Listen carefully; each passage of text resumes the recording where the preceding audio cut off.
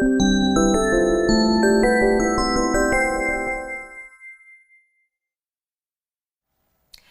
të jemi sot në një lidhje direkte me Tiranën. Ajo është vajzë shkodrane, tepër e talentuar, e cila ka vërtet diçka shumë interesante për të na thënë. Elena Nika Velaj, mirëmëngjes e mirë se erdhe. Po jo tham shkodran që Nadia mirë, mirë që u gjeta. Tamam ashtu siç duhet. Jam shumë e lumtur që do të bëjmë sërish një tjetër bisedë së bashku për një temë vërtet shumë interesante, për stampistin. Na trego pak si të lindi ideja edhe si erdhëm deri këtu. Stampisti unë gjithmonë e quj si fëmin tem dytë, faktikisht, sa shumicën më të madhe të kohës ma merë dyqani, stampisti. Ka ardhur në një kohë që relativisht ka qenë e vështirë për mu, pas lejes lindjes, mundësia për me hinë tregun e punës ka qenë shumë e vogël, po shumë e vogël, biles edhe punë kërkuesit, punë marrësit nuk është se t'jepnin mundësi shumë të madhe për as nuk kuptonin që ke një fëmijë apo duhet me marrë një ditë leje etj. E vërtet, pra janë këto problematikat që një nën e re haset më së shumti në Shqipëri. Po, edhe e gjithë pjesa e komplet punës ka qenë shumë e vështirë, me ta thënë drejtën pas lejes lindjes. Ndoshta tim kupton pak më shumë se kjo pjesë. Edhe një moment një shok i bashkëshortit thotë, shiko Alban, se unë kam disa pajisje që kam punu me to, merë edhe shikoj një herë se si mund të eci, ndoshta i pëlqen e lensë, mund të bëjnë një kurs grafik design etj. Edhe ndoshta është diçka e mirë për ta. E mora, kam nejt 6 muaj, e kam pas mrena në shtëpi, një dhomë fleshim, një dhomë tjetër kisha pajisjet për punën, ashtu dal nga dal e fillova, derisa kishim një dritë jeshile prej Bashkisë Tiranë, duke qenë se jam banuese edhe këtu. Ato ka një, si thosh, një program për ndihmesën e grave dhe vajzave në biznes. Edhe me atë, pastaj hapa dyqanin edhe çdo gjë ka marrë rrjetën e vet. Sa ndihmë ishte ky grant ose ky fond që ti more për vazhdimsinë e këtij biznesi? Me të thënë drejtën, pikën që isha unë, ka qenë gjëja më mirë që mund të ndodhte. Edhe për gjatë viteve tjera kam tentu dhe jam mundu që me ja ofru dhe të tjerëve si informacion këtë gjë. Me sa di unë e ka dhe e Bashkia Shkodër, por që ndihma është mund tjetë pak se ato paka shumë 5 milion janë komplet si grant që mund t'jepet, por ndihma është shumë e madhe, sepse ti nuk e qunë si kredi, po ti e qunë si një ndihmë që s'ke për ta kthyer më mrapa, pavarësisht se ti kemi i bot gjitha dokumentat edhe me i thanë që këtë grant e kam përdorur për këtë gjë ose për këtë gjë. Sa rëndësi ka që njerëzit të kenë këtë informacionin, ti e the shumë bukur, jam munduar që ta përcjell dhe ta shpërndaj këtë informacion. Sa rëndësi ka për gratë dhe vajzat e reja që gjenden mbase në të njëjtën pikë që ke qenë edhe ti. Sa rëndësi ka marrja e këtij informacioni, pra aksesi drejt këtij informacioni dhe me shpresën mbase që mund të përfitohet edhe granti. Shiko, e rëndësishme është që të mos t'jenë skeptike i herë e para punë, që mos ta shikojnë këtë grant si kredi. Edhe të paktën, unë e kam thënë të gjithave që kemi folë dhe që njoh, ti provoje, gjithsesi ti jo në ke në gjë. Që në base nuk do ta marrësh, po ti jemi pozitive që këtë pjesën mund ta marrësh. Informacioni është gjithmonë. Për shembull, drejtoria e ditës punësimit këtu te Bashkia Tiranë ka edhe faqen e vet të Instagramit ku shumica e grave dhe vajzave edhe kanë bizneset online. Edhe e shpërndajnë shumë. E shpërndajnë shumë edhe njerëz që kanë punuar më përpara, edhe që akoma vazhdojnë të punojnë në bashkinë. E kuptoj. Edhe për këtë edhe në Shkodër e kam pa që këto informacione kanë nxjerrë edhe të tjerët, jo vetëm ato të bashkisë, domethënë. Sa rëndësi ka që të kesh guxim edhe ta marrësh si iniciativë, se kur je një vajzë e re, një nënë e re, me gjithë hadheve dhe probleme që jeta ka, është të vështirë të mendosh për nisjen e një biznesi të ri. Si ndolli për ty? Unë gja kisha mbaru lejen e lindjes, edhe guximi ishte thjesht duke mos e pa që çapo bëhet, ose mos e di të sigurt ku do punoj, guximi ka ardhur me marrjen e hapit parë, ose si që them unë edhe në anglisht, let me try this. Po. Që kam me hup, dhe me thanë, kjo është e gjithë gjaja. Nuk kam që me hup, ma mirë të provoj diçka të shikoj. Unë gjithsesi e kam pas edhe si ide edhe si dëshirë për me punu me gjanat që bëhen me dorë, edhe në Shkodër bashkë me mamen, në thojza kam bë pajën teme dikur. Po dhe kjo pjesa e personalizimit të rrobave dhe të veshjeve ka qenë gjithmonë dëshirë jemja dhe dëshirë e nëntë teme që ma ka dhënë këtë shpirtin e personalizimet. Dhe është vërtet shumë bukur e tani ti e ke shndruar atë në një profesion shumë të bukur. Si po ecën stampisti? Stampisti po ecën shumë mirë. Gjithë pjesa e networkut dhe eventeve që unë kam marrë pjesë, po tashi po shikohet mas 3 vitesh, po shikohet frytet edhe benefitet që ka pas edhe pjesa e komunikimit me njerëz të tjerë. Nuk është se kena shumë nevojë të tham drejtën për marketing, sepse gja po njifet edhe nga takimet edhe gjonat e ndryshme që unë mune me hedhë ose bashkëpunimet që mund të baj me njerëz të tjerë ose edhe me influencer që kemi në klienta, por që po shumë mirë po ecën, edhe shpresojmë që këtë vit me marrë edhe një mbështetje nga granti që ka qeveria, edhe të zgjojmë akoma dhe më shumë. Edhe me pajisje, po dhe me njerëz të tjerë. Kjo do t'ishte vërtet fantastike, ta uroj me gjithë zemër. Si e vendose emrin? Shumë faleminderit. Si e vendose emrin? A kishe disa ide? Unë dosha një diçka shqiptare të emri, më të drejtën, edhe duke qenë se nuk më të rhoqi shumë veshën pjesa e emrit të stampistja, duke qenë se unë e kisha si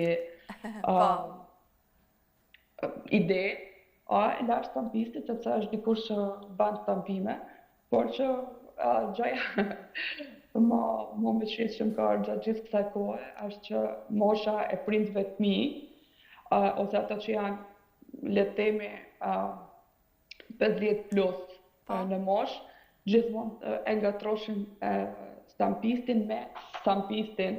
Kam qenë dikur në kohën e komunizmit, policat që rrefshin rrugëve. E kam thu gjithmonë në qeshën këtë që do thotë, të dy të lejnë bula, po lejnë bulat ndryshme. E vërtet, shumë e bukur kjo, vërtet për të qeshur. Sa rëndësi kanë trajnimet që ti merë? Se unë kam vënë re që ti e një vajzë që ndjek shumë trajnime, pra specializimet të ndryshme. Sa rëndësi kanë këto për biznesin? Në varësi të biznesit janë shumë të rëndësishme.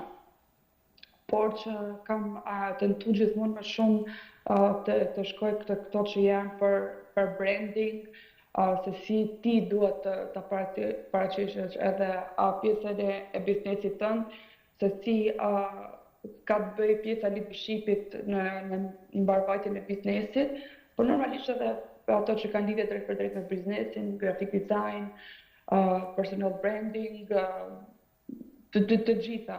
Kanë rëndësinë e tyre që secili prej tyre. Është shumë e vështirë ti menaxhosh se nganjëherë të hanë shumë kohë, por që si një pronar biznesi, gjithë secili duhet të ketë informacionin e duhur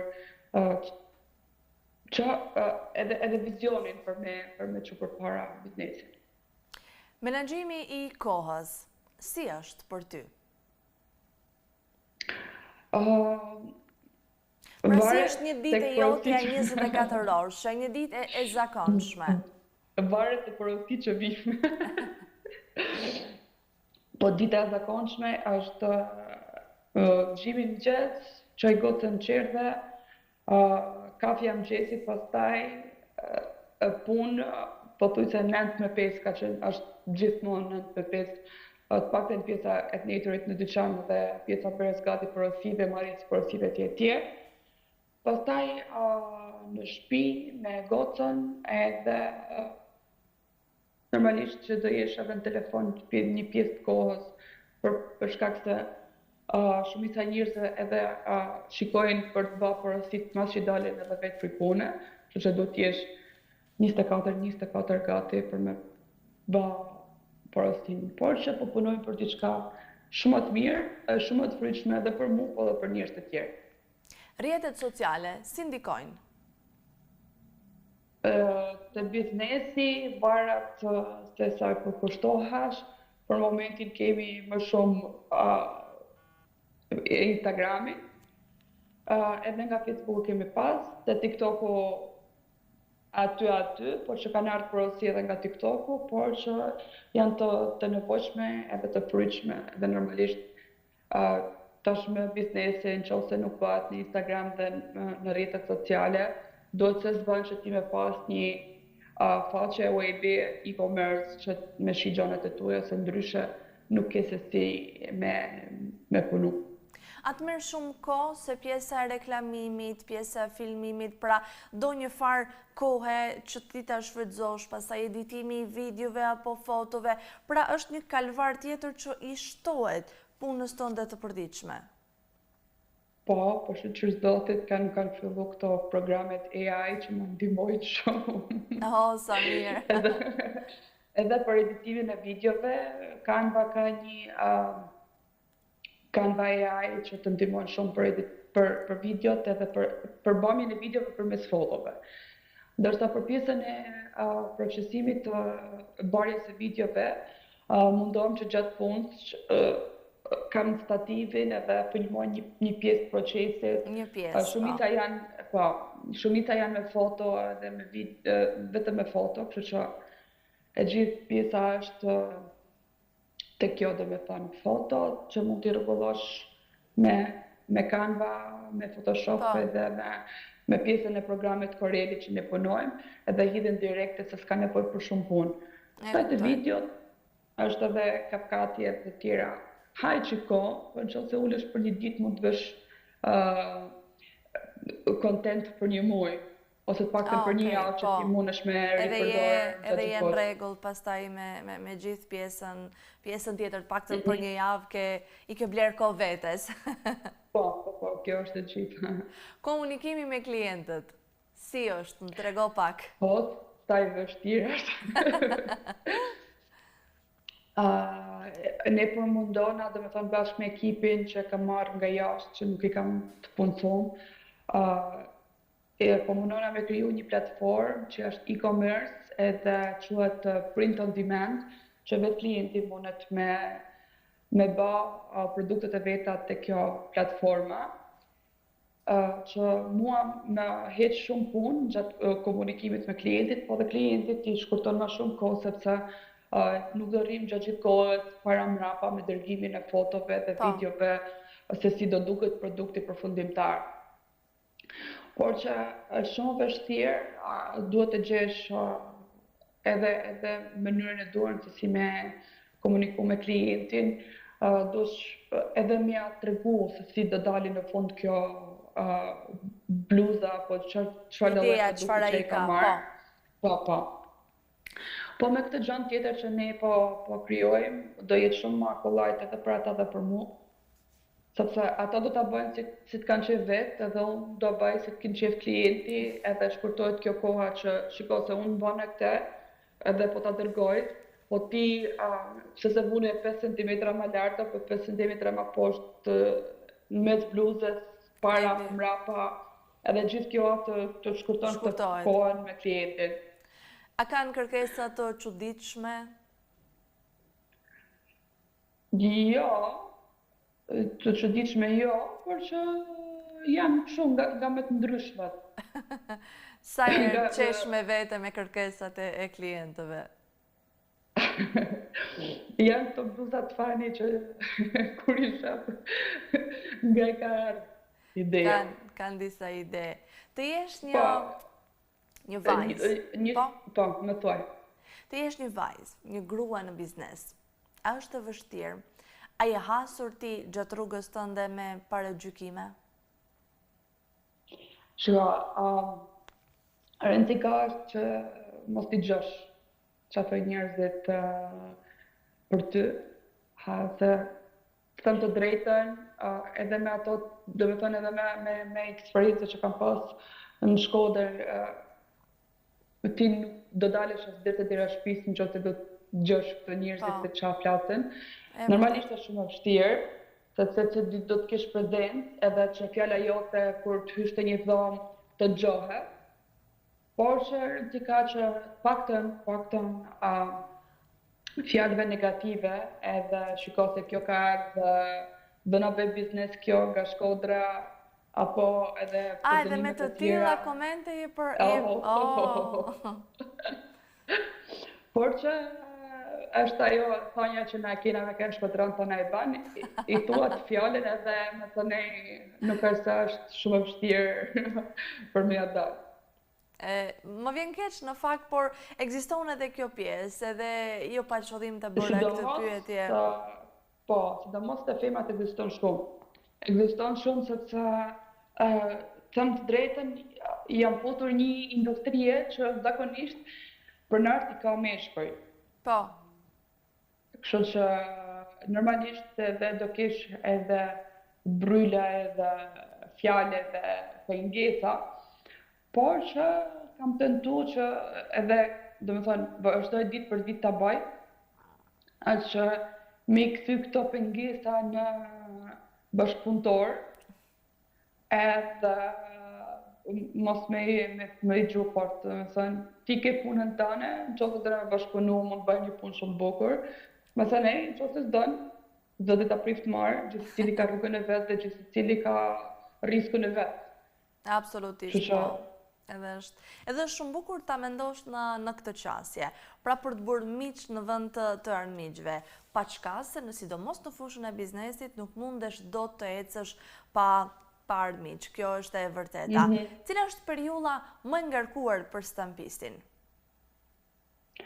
Është periudha, kjo periudha dhe më thënë, që fillon nga prilli, që bëhen gati për maturantat, për bluzat e tyne që i duhen për fundin e vitit, vazhdojnë me klaset e nënta që kanë edhe mini-maturën që ka dalë tash si maturë e vogël, me një qershorin dhe pastaj pjesa verës që është për pjesën që fillojnë edhe beach baret të funksionojnë edhe një herë, edhe është pjesa ndrimit të uniformave e tjera e tjera. E kuptoj, edhe është mendoj një periudhë e ngarkuar.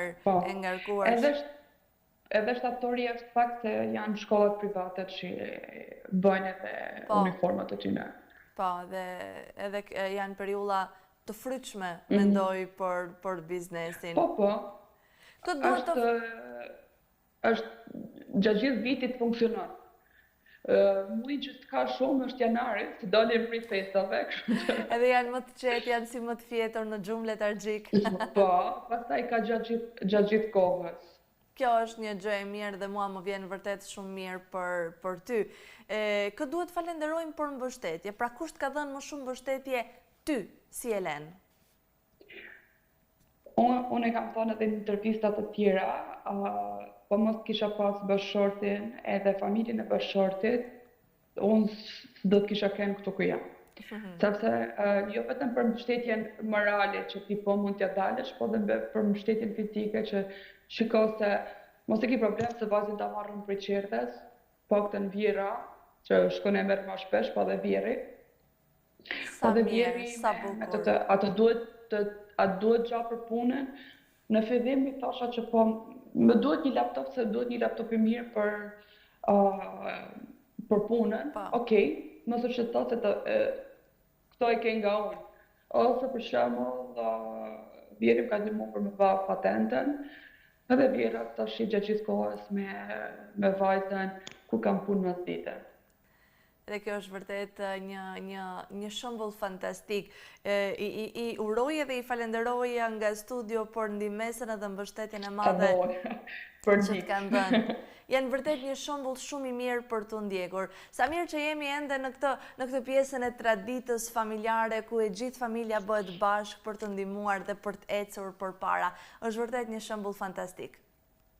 Po, unë i kam afër, në gjagje, edhe shoqërë Zotit që janë ala, edhe që i kam afër ala. Më vjen mirë shumë për ty. Elena, unë të uroj shumë suksese e dashur, të falenderoj shumë për këtë intervistë. Je vërtet një shembull shumë i mirë për të ndjekur, një shembull frymëzimi për shumë vajza dhe gra të tjera të cilat kanë dëshirë, mbase kanë pak frikë. Mendoj pas kësaj interviste ju ke dhënë shumë kurajo dhe shumë guzim për të ecur përpara e për të ndjekur ëndrat e tyre. Shumë faleminderit edhe ty, shumë suksese. Unë ndjek vazhdimisht që bën ti me emisionin. E di që Shkodrës i duhet një njeri si ti, që me një ditën me pozitivitet çdo natje. Faleminderit shumë. Shumë suksese edhe të Venjishit dhe shumë faleminderit edhe për mundësinë. Ju uroj një ditë sa më të këndshme. Faleminderit edhe ju që keni përcjellë një intervistë të tillë. Urojmë ta kemi merituar privilegjin e kohës suaj.